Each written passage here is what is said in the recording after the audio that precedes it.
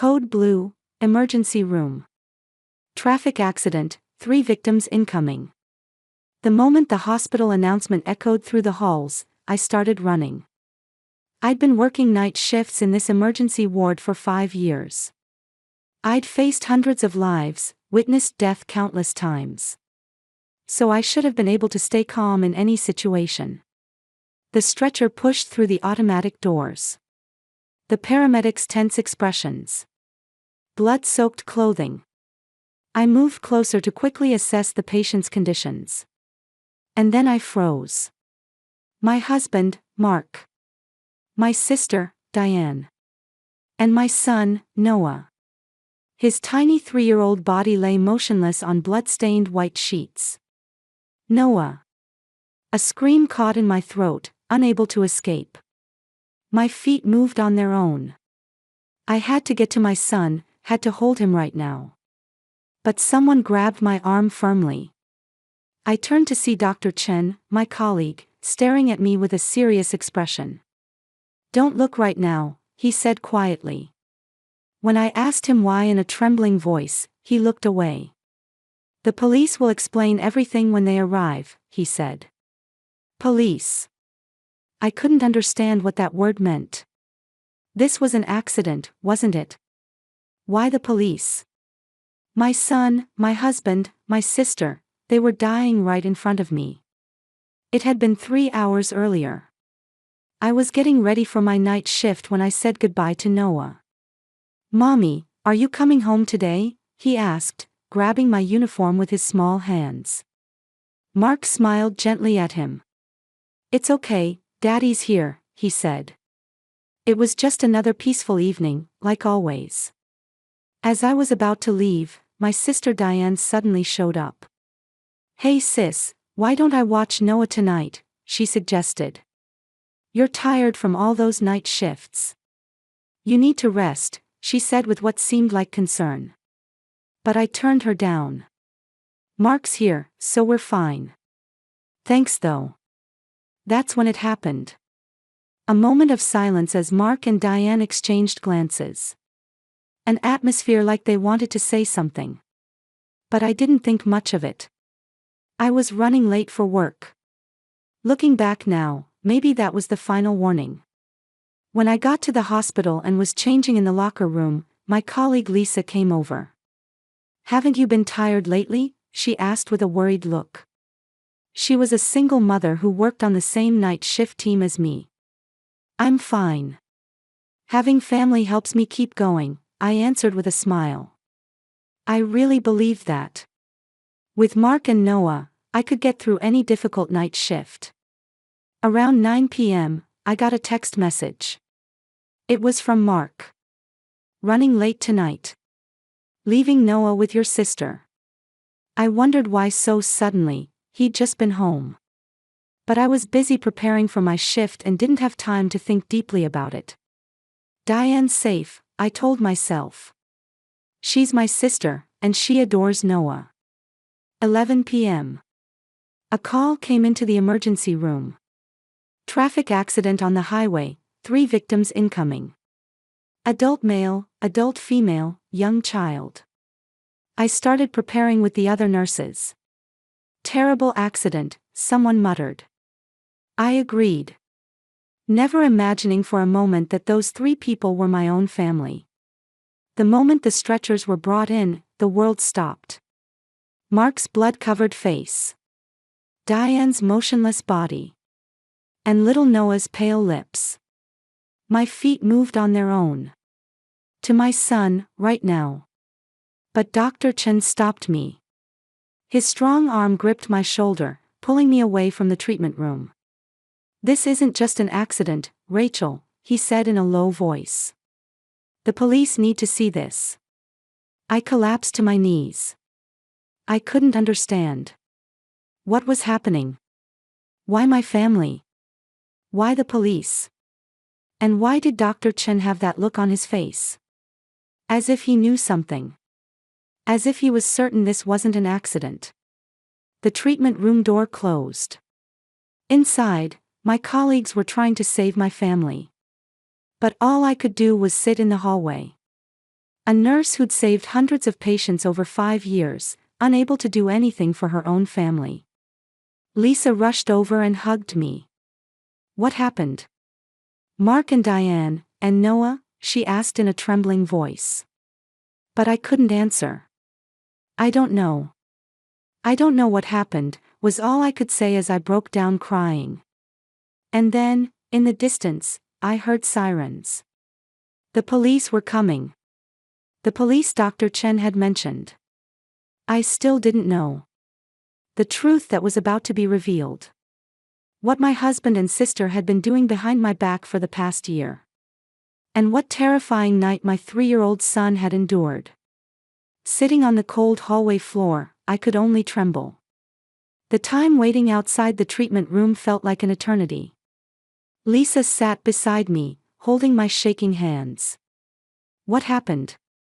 Mark and Diane, and Noah? She asked over and over, but I had no words to answer. I don't know. I just don't know, was all I could repeat. I'm a nurse. For 5 years, I'd seen countless patients in this emergency room. I should have been able to stay calm and act precisely in any situation. But now my hands wouldn't stop shaking. I was supposed to be a professional, but I couldn't do anything. As a mother, as a wife, all I could do was fall apart. I felt pathetic. Lisa pulled me close. Right now, you're a mother, not a nurse, she said gently. At those words, my tears overflowed even more. Yes, I was Noah's mother now. That small body was hovering between life and death inside the treatment room. 30 minutes later, the police arrived. A young officer in uniform and a female detective in a gray suit. The woman walked straight toward me and introduced herself. I'm Detective Martinez. I have some questions for you. My son, my husband, I stood up and pleaded. But the detective's expression didn't change. First, there are some things I need to confirm, she continued. Her calm tone only heightened my anxiety. The detective led me to a separate room. A small interview room. Lisa came with me. There, the detective began explaining the accident situation. On the highway, they crashed into the median barrier. My husband Mark and my sister Diane died instantly. Instantly. That word echoed inside me over and over. Mark. Diane. Gone. I would never hear their voices or see their faces again. But the detective's next words made me look up. Your son Noah is in critical condition but alive. He's currently in surgery. Alive. Noah was alive. That fact alone sustained me. The detective continued. Where were they headed? She asked. I shook my head. I don't know. My husband only said he was leaving him with my sister. I showed her the message from Mark. The detective frowned. They were heading to the coast. To a place with cliffs. Cliffs. Why? At 11 p.m., with a 3-year-old child, why to the ocean cliffs? I couldn't understand. What would be the point? Not a picnic, not sightseeing. What business would they have at cliffs in the middle of the night? The detective pulled out a tablet and showed me the screen. This is the preliminary investigation report, she prefaced. The child lock in the back seat had been manually fixed. So it couldn't be opened from outside. Abnormal substances were detected in your son's drink bottle. When we checked the car's GPS history, the destination was set to ocean cliffs. That doesn't make any sense, I raised my voice. Why the child lock? Why something in his drink? Why the cliffs? The detective answered quietly. We're investigating that now. But there's something more important. The police had seized Mark and Diane's smartphones. We need to check the message history, the detective said. What are you looking for? I demanded. But the detective said, I can't say yet. But one thing I can tell you. Your son may have saved his own life. I couldn't understand what that meant. How could a 3-year-old child save his own life? But the detective's serious expression told me this wasn't just a traffic accident. At that moment, the treatment room door opened. Dr. Chen came out. His surgical gown was stained with blood. I stood up and rushed over. The surgery was successful, he said. Noah is unconscious, but his condition is stable. Head trauma, multiple fractures, dehydration. But he's alive. I nearly collapsed to my knees. Lisa supported me. He's alive. Noah's alive, I repeated over and over in my mind. But Dr. Chen's next words made me freeze again. The blood test detected trace amounts of sleeping medication. Sleeping medication. Noah's only 3 years old. I screamed. Someone gave it to him. Probably mixed in his drink, Dr. Chen answered. Detective Martinez stepped forward. Would that be evidence of attempted murder? She asked. Dr. Chen nodded. Then the doctor looked me straight in the eye and said, Rachel, I stopped you earlier because I've seen cases like this before. Domestic violence. Child abuse. And sometimes, worse things. Your son had bruises on his wrists. The kind left when someone grabs you hard. I felt my world crumbling. Mark. Diane. Sleeping medication. Child lock. Ocean cliffs. Everything was converging toward one terrifying possibility. No. That couldn't be. Mark loved Noah. Diane was my sister, Noah's aunt, and she'd always been kind to him. They couldn't have done something to Noah. But the evidence told a different story. Something cold and calculated. The detective said, it'll take a little more time for the smartphone analysis results. But Rachel, prepare yourself. Prepare for what? I asked. The detective took a deep breath. The truth may be much more cruel than you can imagine. I went to the ICU. I wanted to see my son. The moment I saw Noah lying in the small bed, tears overflowed. Bandages on his head, a cast on his arm, his small body connected to a ventilator. Noah, Mommy's here, I said, taking my son's hand with trembling fingers. What happened? Who did this to you? And then I saw the bruises on my son's wrist. On that small wrist, the marks of adult fingers remained clearly. Someone had grabbed this little hand hard. Roughly. Hard enough to cause pain. What if it was someone I knew? Someone I trusted? From the hallway, I heard Detective Martinez's voice. We have the analysis results, she told another officer. Check the message history. Right away. In the silence of the ICU, I kept holding my son's small hand. The regular sound of the ventilator. The electronic beeping of the heart monitor. Noah's face was pale, looking as fragile as porcelain. The bandages on his head, the cast on his arm, the tubes connected all over his body. How much pain had this tiny body endured? Noah, Mommy's here, I whispered. What happened? Who did this to you? But no answer came back. Only the quiet sound of the ventilator echoed.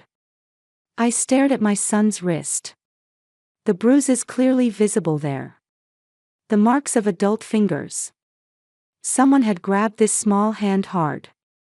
Someone had forcibly held down a child trying to escape in terror. My body trembled. What if it was someone I knew? There was a knock, and Detective Martinez entered the ICU. Rachel, we need to talk. About what we found on the smartphones, she said quietly. The detective pulled up a chair and sat beside me. Then she took out her tablet. What I'm about to show you is painful. But you have a right to know, she prefaced. First, she displayed the message history from my sister Diane's smartphone. The other party was Mark. My husband. Scrolling through the screen, there were a year's worth of messages. At first, the content was casual. But gradually, it changed. Intimate words. Affectionate emojis. And then, explicit content. My husband and my sister. For a whole year. Behind my back. My hands trembled. But the detective said, there are more important messages, and advanced the screen. A message from 3 weeks ago. Diane to Mark. The kid saw. What do we do? Mark's reply. We have to deal with it. Can't tell Rachel. Diane's reply. What if he talks? Mark's reply. We'll make sure he can't talk. I gasped. Make sure he can't talk. What that meant? Surely not. The detective showed me the next screen. Mark's smartphone search history. 3-year-old testimony reliability. Cliff Fall accident investigation period. Wife's life insurance beneficiary change without spouse knowing. Each search term pierced my heart. This had been planned. Not an accident. Something carefully prepared. And the last message, sent 30 minutes before the accident. Mark to Diane. Execute tonight. No turning back. Execute. Execute what? What were they trying to do to my son? The detective took a deep breath. Rachel, I'm going to tell you the truth, she said. Your son witnessed the two of them together. And he said he was going to tell you. Noah. 3-year-old Noah had seen Daddy and Auntie's secret. And he tried to tell Mommy. They panicked. They thought about how to silence your son. And they decided, the detective continued, to take him to the cliffs and make it look like an accident. No, that can't be, I screamed. Mark loved Noah. Diane is my sister. But the detective's expression didn't change. Evidence doesn't lie. And there's more. The detective showed me a new screen. Bank transaction records. $38,000 had been moved from my savings account to Mark's hidden account. An account I didn't know about. Furthermore, documents for selling the real estate I'd inherited from my grandmother. My signature was on them. But I had no memory of signing such documents. They were forged. Using my name, they tried to steal my assets. And finally, the detective showed me one more document. A medical certificate Mark had been creating. A forged certificate. The content stated that the wife's mental state was unstable and hospitalization was necessary. They were trying to commit you to a psychiatric hospital, the detective explained. Steal your assets, take custody of your son, and isolate you from society. It was the perfect plan. I couldn't say anything. I didn't want to believe it. But the evidence thrust the cold truth at me. Mark and Diane hadn't loved me. I was just an obstacle to them. And Noah was a nuisance who'd discovered their secret. That's when it happened. A beeping sound rang out. The heart monitor was showing a change. Noah's heart rate was increasing. The detective stood up and called for a nurse. I stared at my son's face. His eyelids moved slightly. His fingers trembled faintly. Noah, I called out. Mommy's here. Can you hear me? And then a miracle happened. Noah's eyes slowly opened. His unfocused eyes looked around the room. And then they found my face. His small lips moved. Mommy. I hugged my son while crying. Noah, Noah, you did so well, I repeated over and over. Nurses rushed over and checked Noah's condition. Vital signs were stable. His consciousness was becoming clearer. Dr. Chen also arrived and examined Noah. Remarkable recovery, the doctor said. But don't push him. His body is still weak. Noah looked at me. And in a small voice, he said, "Mommy. Daddy and Aunt Diane told me not to tell Mommy." My son's voice was trembling. The memory of terror hadn't faded yet. I gently stroked his head. "It's okay now. You can tell me everything," Noah continued. "I tried to get back to Mommy. I wanted to protect Mommy. But the door wouldn't open. I couldn't get out. My heart constricted. A 3-year-old child had tried to protect me. Even though he was locked in with the child lock, he desperately tried to escape.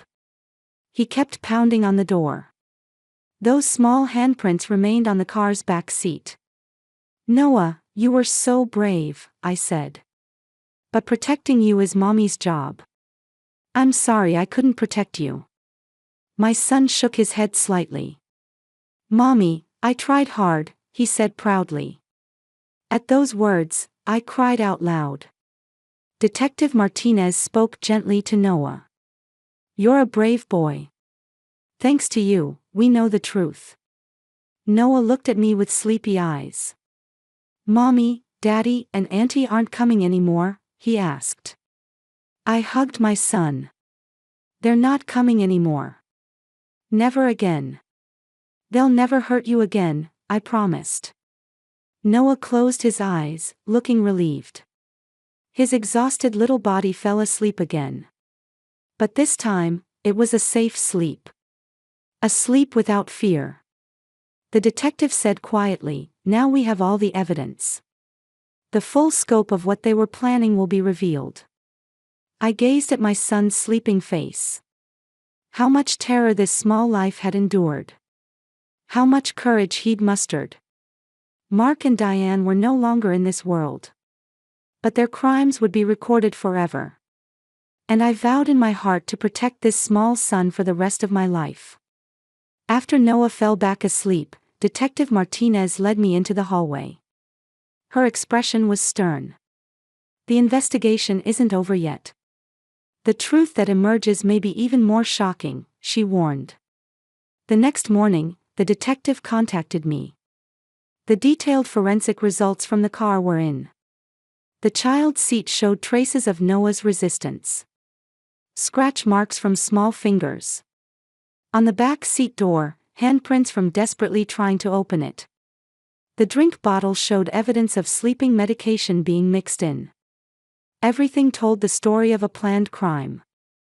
Furthermore, the police searched Diane's home. What they found there completely shattered my heart. Photos of ocean cliffs. Many of them. Evidence of reconnaissance, photographed from various angles. In a notebook was written, "Execute December 8th. Last night's date." And large quantities of paper practicing my signature. Evidence of trying to imitate my handwriting, writing my name over and over again. The detective showed me more evidence on her tablet. Files found on Mark's work computer. Life insurance beneficiary change documents. Fortunately, they hadn't been submitted yet. If they had been, all the insurance money would have gone to Mark after my death. And a forged diary. False records Mark had written about his wife being mentally unstable. He probably intended to use it in divorce court. The date started several months ago. Wife committed violence against the child. Wife screamed in the middle of the night. Wife engaged in self-harm. All lies. But if this had been submitted to court, I might have lost custody. When I returned to the hospital, Lisa rushed over. "Rachel, I'm sorry. I should have noticed sooner," she said with a tearful face. "What do you mean?" I asked. Lisa explained in a trembling voice. Mark had come to the hospital last month.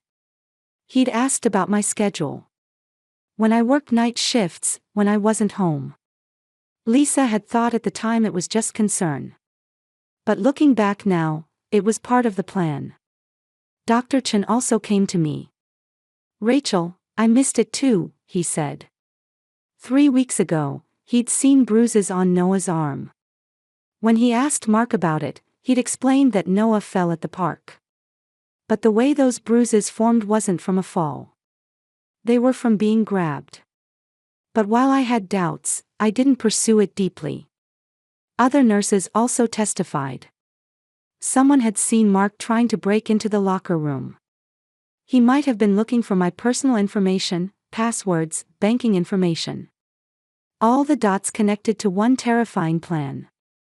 A few days later, the police financial investigation results came in.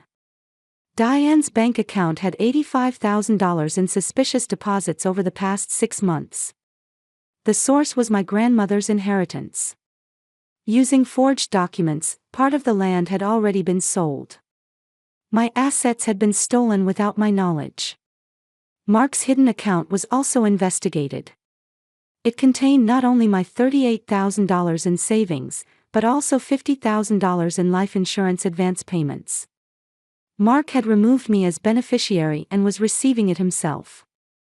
Furthermore, the joint account with Diane had $123,000.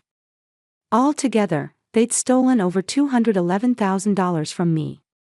And then there was the most shocking discovery. A document saved in Mark's cloud storage. The title was, Post-Divorce Plan. Phase 1, Make Wife Appear Unstable, Document Everything. Phase 2, Obtain Full Custody of Noah. Phase 3, If Noah becomes a problem, make it look like an accident. Phase 4, Inherit everything, marry Diane, leave the country. I could only stare at the screen. This was what my husband had been thinking. What my sister had been cooperating with. I was just a cash cow to them. Noah was an obstacle in the way. Detective Martinez said, both are already deceased, but this will be formally recorded as a criminal case. Attempted premeditated murder, child abuse, fraud, document forgery. Their names will remain as criminals forever. Local news started reporting the incident. An affair between sisters and husband, and an attempted child murder plot. Diane's real estate company lost credibility and was driven out of business. Mark's company also issued an official apology statement.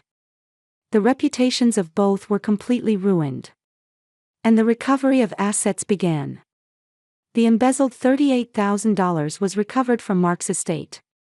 The sale of grandmother's land was nullified, and everything came back to me. And the life insurance money. Since Mark hadn't submitted the beneficiary change documents, $200,000 was officially paid to me. Ironically, the assets Mark and Diane had tried to steal from me all came back. Moreover, their deaths increased it further. A total of $318,000. But this amount gave me no joy. I just thought I'd use it for Noah's future. The time came to prepare for the funeral. The funeral home suggested a joint funeral for my husband and sister. But I declined. They don't deserve to be mourned as family. I requested certain words be engraved on their tombstones. Here lie two who chose betrayal over love. It might have been revenge. But it was also the truth. Mark and Diane betrayed their loved ones and tried to kill an innocent child. That fact deserved to be carved in stone forever. In the ICU, Noah woke up again. "Mommy, where's Daddy?" my son asked. I answered gently. "Daddy's gone now. But he'll never hurt you again." Noah thought for a moment and then said, "Mommy, I don't remember Daddy. Is that okay?" I hugged my son. "That's okay. What matters is that you're safe. That's all." 3 months passed. Noah recovered at an amazing rate. Through rehabilitation, he was able to walk again. In the early days, he suffered from nightmares. He'd cry out in the middle of the night, terrified that the door wouldn't open. But with support from a child psychologist and my love, the wounds gradually healed. One day, Noah asked me, "Mommy, I don't remember Daddy. Is that okay?" With his small face, he looked up at me anxiously. I knelt down to meet my son's eyes. "That's okay. What matters is that you're safe and happy now. That's all, I answered. Noah thought for a moment, then asked again, Mommy, I tried to protect Mommy. Did I do good? At those words, tears overflowed from my eyes. I hugged my son tightly. You did more than good. You saved both of us, I whispered. Noah smiled slightly in my arms. I changed jobs too. From night shifts to day shifts. The hospital made special accommodations, allowing me flexible hours. Prioritizing time with my son, that was my new way of life. I renovated my grandmother's country house from the inheritance. A quiet place with a large yard. Noah and I began our new life there. Lisa also moved nearby with her daughter. We became like a real family now, even without blood ties. I secured the recovered assets as an education fund for Noah. I learned that there are things more important than money. Safety and love. Those are the most valuable things. One day, Dr. Chen said to me, Rachel, you're the strongest person I know. Your son is alive because you taught him courage. At those words, I bowed my head deeply. Lisa came to visit with the children every weekend. We're family. Not by blood, but by choice, she said. How much those words warmed my heart. A year later, Noah's 4th birthday arrived. I held a small party. Hospital colleagues, Detective Martinez, neighborhood friends. Everyone celebrated Noah's recovery. Noah pulled my hand in front of the cake. Mommy, let's make a wish together, he said. Together, we blew out the candles. That night, as I put Noah to bed, I thought. A year ago, I thought family meant blood ties. People connected from birth, or people connected by marriage. But Noah taught me. Family is the people who stay by your side when the world tries to tear you apart. Family is someone who, even at 3 years old, tries to protect the people they love. Mark and Diane were my blood relatives. But they were never my family. Noah, Lisa, Dr. Chen, Detective Martinez. These people are my real family. And that's enough. Noah held my hand and said with sleepy eyes, I love you, Mommy. I smiled and answered, I love you too, my brave boy. Forever. Looking out the window, the cherry tree in the garden that my grandmother loved swayed in the spring breeze. A new season was beginning. Even carrying the scars of the past, we would walk forward. Noah and I, together. And with the people who love us.